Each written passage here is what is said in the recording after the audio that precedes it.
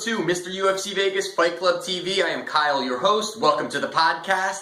And is Khabib Nurmagomedov and Tony Ferguson the most important fight in the UFC right now?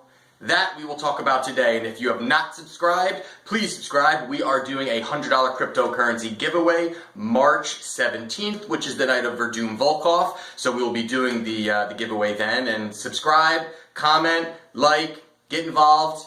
UFC gambling, that's what this channel is about. But today we're going to be talking about, is Khabib's statement legitimate? And is he right? So, looking at it as a whole, at first I thought, no, absolutely not. Not a chance. It's definitely important, but no. And as I continue to look into it and really look at the rankings of each division, Conor McGregor, waiting in the wings, where the matchups are headed within the UFC right now. And looking at all of that, Khabib is right. This is the most important fight in the UFC, probably this year, I think easily right now. And I have a couple reasons why that I believe that this is true. And I think the biggest thing right now is, one, is that this fight has happened. They've attempted this fight, two times prior to this. It keeps falling, maybe even 3 times. They keep trying to do it. It's not happening. There's issues, all these other things. That's one reason I think is this needs to happen, because both of these guys are bursting at the seams to be a champion, and a legitimate champion, not an interim, a legitimate champion. So that needs to happen. These two need to fight. That's part of it. But looking at the entire list of rankings for the lightweight division, this fight needs to happen. Now, of course, we've got Conor McGregor at the top, and he's the current champion, still listed as the champion, whether he has not defended his title or not, or whatever he's going to do. He still has not defended his title, but he is there.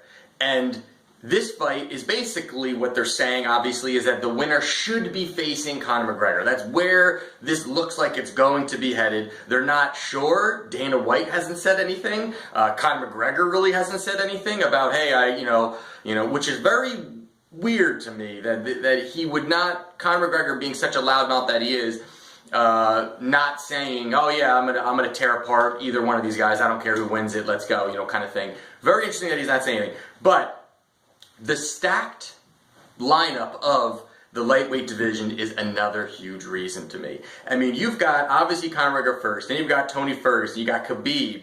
Third, you've got Eddie Alvarez, who I actually think after the Justin Gaethje fight, which I did predict correctly, Justin Gaethje fight, that fight to me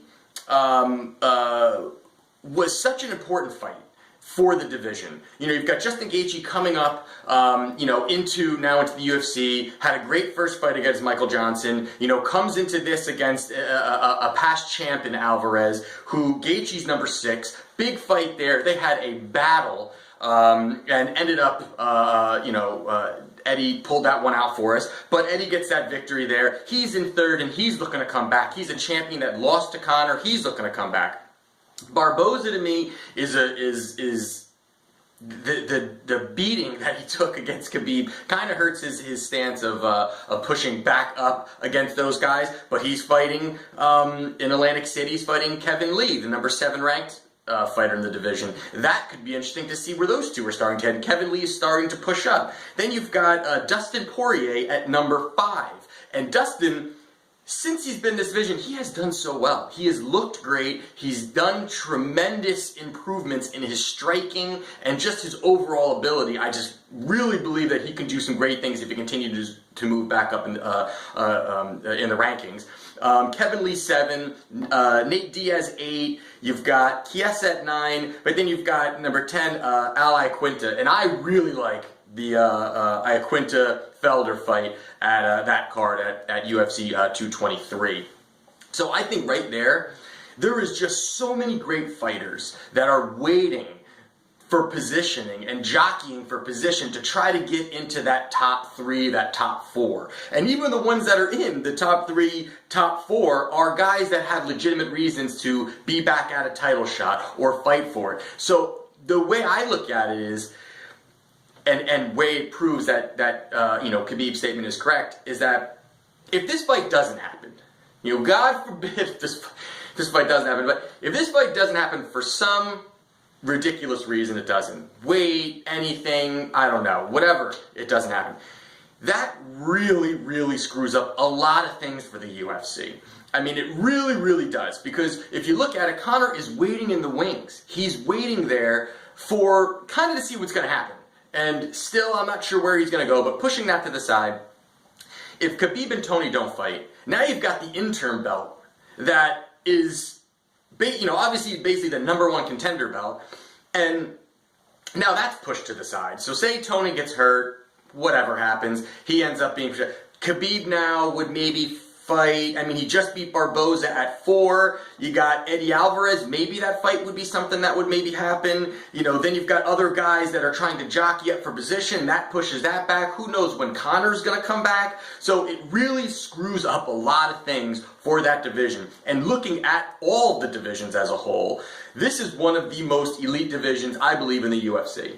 The welterweight division is starting to really come around nicely. I like a lot of the prospects that are kind of coming up there, and some of the fights that are starting to take place there. And even the middleweight division, I think, is got some really nice depth to it. So having those guys, in those divisions, it's forming nicely. There's a nice flow of fights. There's, a nice lineup where you could say, all right, you could see this guy's path to being a champion, or this guy's path here, or how this goes. This is such a cluster of a mess that if this fight doesn't happen, it would drive this entire division to go crazy, because these guys have been waiting for Conor for however long now it's been, and now this fight doesn't happen. So it's so important that, one, this fight happens, 2, that you have a legitimate winner out of this. There can't be any of that BS where you've got it where, it's a disqualification, or there's, a majority draw decision. We need a winner coming out of this, and whether it's Tony, whether it's Khabib, one of these guys got to win this fight. And say it's Tony. Say Tony does a spin kick and knocks Khabib's head off into the front row. Now Tony has a clear path of where he's going to go.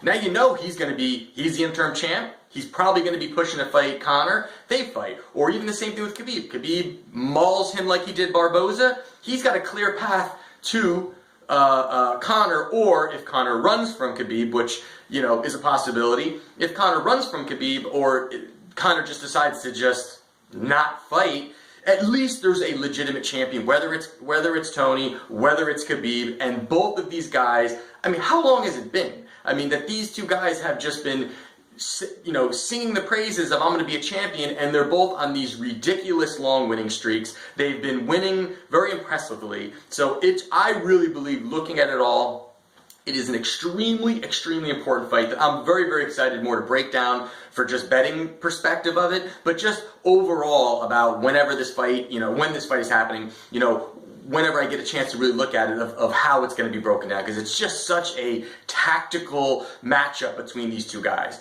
But some people may say, well, Kyle, what about, Stipe Miocic versus Daniel Cormier?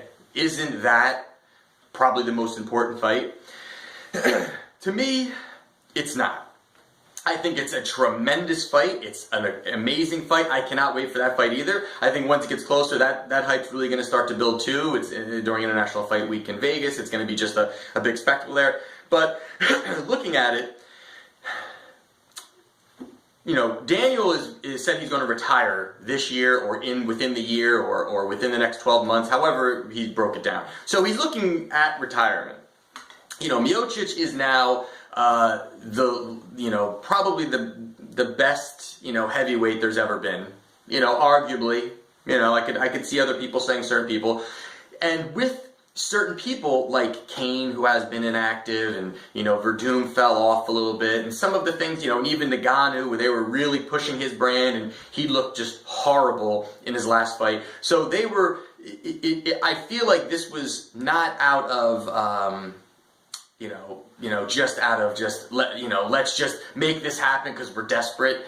But I would say that because of where Daniel's heading, because of the lack of maybe competition in the heavyweight division, this fight is perfect. It really works perfect. So I don't think it's an important fight for the UFC, but I do believe that it's an amazing fight for the UFC. But the most important fight to keep flow going, to keep things moving forward, I really believe that Khabib and Tony is by far the most important fight that the UFC can put on. I'm excited for it. It's going to be a great, great fight. So let me know what you guys think. There's the breakdown. You know, Khabib said it this weekend. It is the most important fight within the UFC right now. And looking at the whole spectrum of the UFC as a whole, I think he's right. So let me know what you guys think. This is Mr. UFC Vegas Fight Club TV. Don't forget to subscribe. Giving away $100 March 17th. Get involved. Mr. UFC Vegas Fight Club. Take care.